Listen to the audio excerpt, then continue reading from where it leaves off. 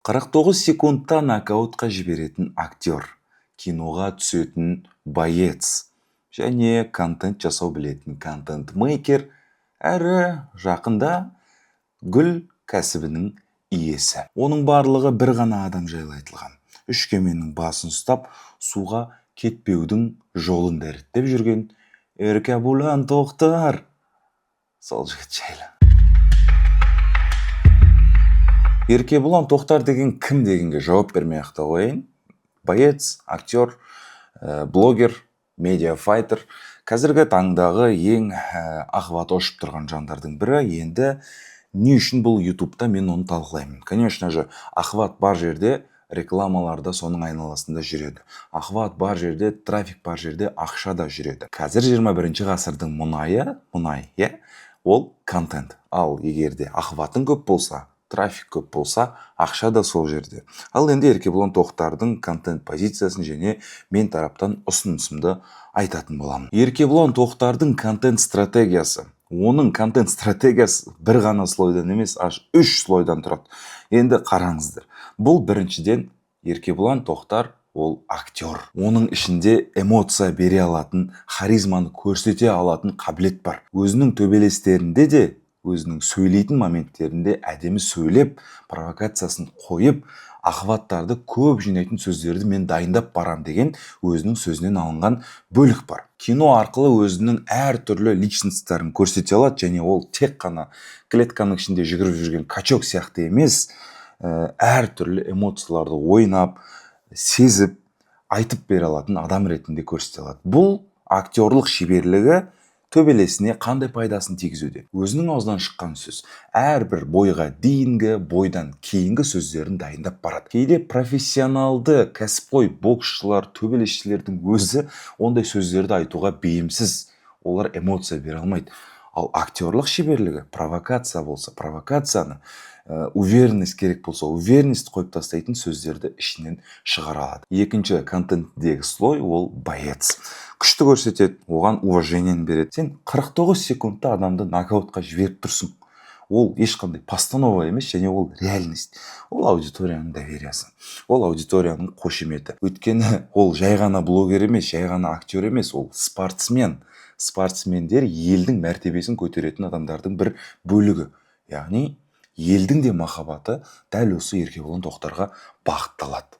Махаббатына айналады. Және үшіншісі кәсіпкер. Өзінің блогында да, интервьюларында да мен 40-қа дейін, 50-ге дейін жұмыс жасап қалам, дальше бизнеске кетем дегенін айтқан. Осымен сіз Еркебұлан Тоқтардың контенті осы 3 слойдан тұратынын білдіңіздер. Негізі Еркебұлан Тоқтар контент провокацияны өте жақсы қолданады.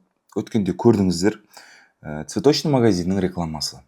Бәлкім ол өзінікі де болуы мүмкін, ашып жатқан кәсіпкер ретінде. Өзінікі де шығар.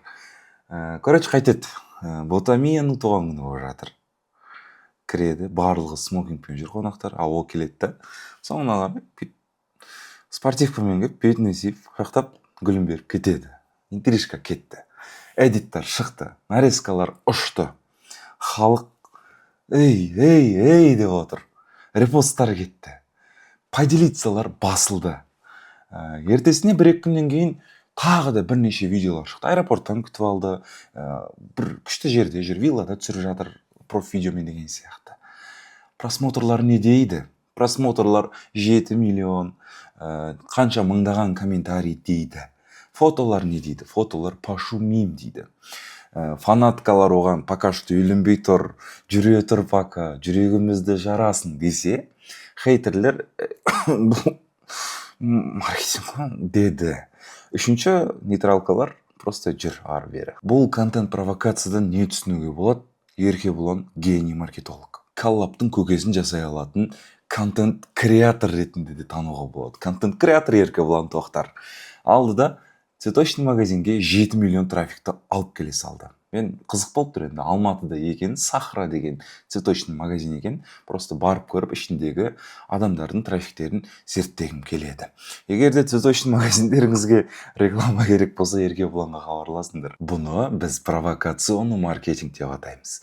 Бұл просто влоп сата салу емес, гүл таргетке шыққан видео емес, 36.990-ға осындай күшті гүл аласын деген емес. Бұл нечто другое. адамдардың жүрегімен, әлсіздігімен ойнау, интрига арқылы сату. Еркебұлан Тоқтар өзінің бойларында да, жұмысында да просто так жақсы актер болу, немесе жақсы боец болу жеткіліксіз екенін толықтай білетін адам. Білгендіктен ол Инстаграм мықты жүргізеді. Өйткені әрбір киноға болсын, оған бару үшін трафик керек. Адамдар сені білу керек. Мына жаққа мынау түсіп жатыр. Мынаны көріп барам деуі керек. Значит, ол кассаға әзер ететінін біледі. Екінші жағынан бой. Әдем төбелесесің, базар жоқ, бірақ сені ешкім танымайды. Сен аудитория жинап бермейсің, үлкен ареналарды толтырып бере алмайсың. Онда сенің бойың да қатты бір қызықсыз екен, ол жақсы біледі. Сол үшін де ол Инстаграмын, өзінің тиктоктарын, соцсеттарын жақсы дамытатын адам. Аудиториясын козырь ретінде қолданады және оған взаимовыгодный бір предложенияларды ұсына алады. Соның нәтижесінде коллабтары болсын, кәсіпкерлермен коллаб жасайды. Даже эфирлеріне шығып та как ведущий ретінде шыққан.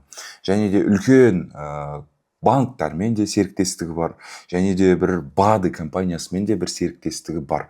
И бойға сол флажогын алып шыққан үшін кемі 5 миллион-10 миллионның арасында табыс тапқан. Тек қана сол компанияның туын алып шыққан үшін дәл сондай ақша төлеген. Бірақ та ол түрін өзінің лицосын біршама жылдар бойы жасап келе жатқан адам. Так что я думаю, что это достойно. Еркебұлан Тоқтардың контент стратегиясына қарап, біз не түйе аламыз?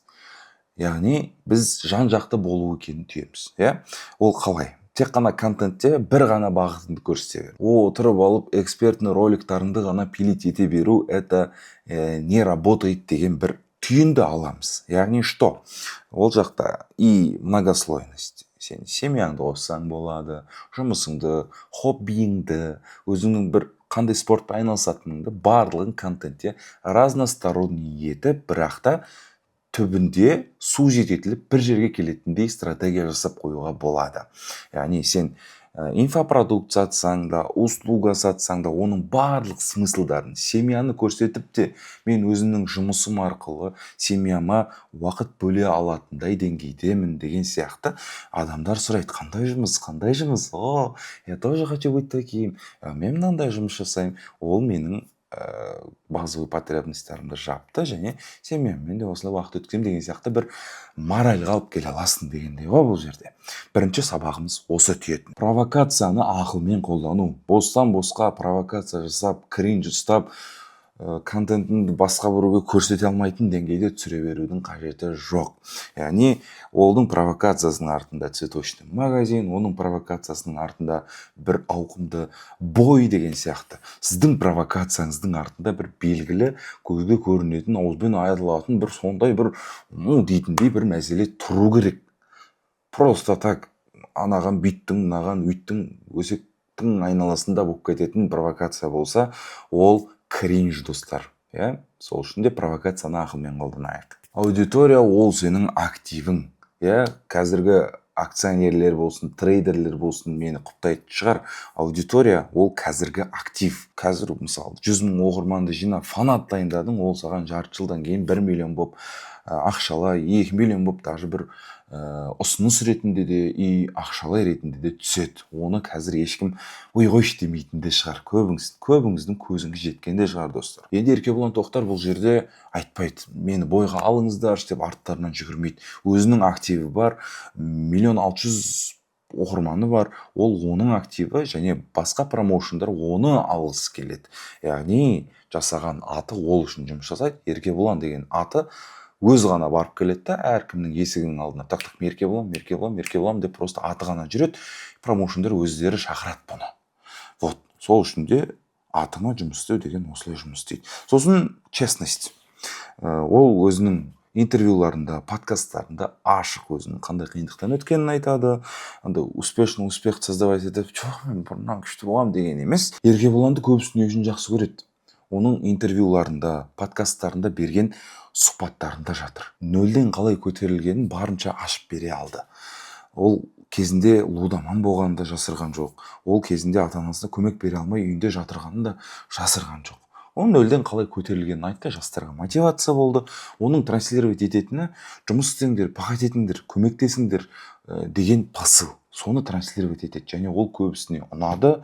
Адам ретінде де, медиа ретінде де, блогер ретінде де өзінің айтары бар адам екенін түсінгеннен кейін көбісі ол Еркебұлан Тоқтарды жақсы көрді. Яғни өзіміздің бала, халықтың баласы деген атаққа ие болды деп ойлаймын. Солай ғой, иә? Төменге жазып кетіңдер. Еркебұлан Тоқтарға мен не деп кеңес берер едім? Айтуларыңыз мүмкін, қойсай айналайын, сен не деп кеңес бересің оған, сен тыңдай ма ол деген сияқты. Бірақ мен кеңес берем, оған YouTube канал ашу керек. Мен қарадым, Инстаграмда бар, ТикТокта бар, бірақ YouTube'да жоқ екен. Енді YouTube'қа не түсіреді десе, оның өзі ойлансын, енді не түсіретін. Может, подкаст түсіруге болады, может, там бойлардың закулисье түсіруге болады, немесе там бір бэкстейдж қалай дайындап жатқаны деген сияқты әртүрлі форматтарды қолдануға болады. Ол бірақ YouTube по-любому долгосрокқа жұмыс істейді. YouTube керек. Не үшін YouTube қуасың ба мына жақта Инстаграмда Ахваты деген ұрып тұр ғой деулеріңіз де мүмкін. Бірақ Криштиану Роналду тупой емес қой. Криштиану Роналду әлемдегі нөмірі 1 спортсмен, танымалдылық бойынша да бүкіл жағынан қарасаңда Криштиану Роналду нөмір 1 адам тұрып, өткен жылы YouTube'ын жайдан жай ашпайды ғой. Значит, ол да тупой емес. Мен Еркебұлан Тоқтарға да айтарым, дәл сондай YouTube канал ашу керек. Профессиональный медиа немесе профессиональный боецтардан болсын, танымал адамдардан сұхбат форматын да бір қолданып көру керек, және де андай форматтарды да қолдану керек деп ойлаймын. Ол долгосрокқа жұмыс істейді по-любому. Осымен кеңесім аяқталды, басқасының бәрін әдемі істеп жатыр.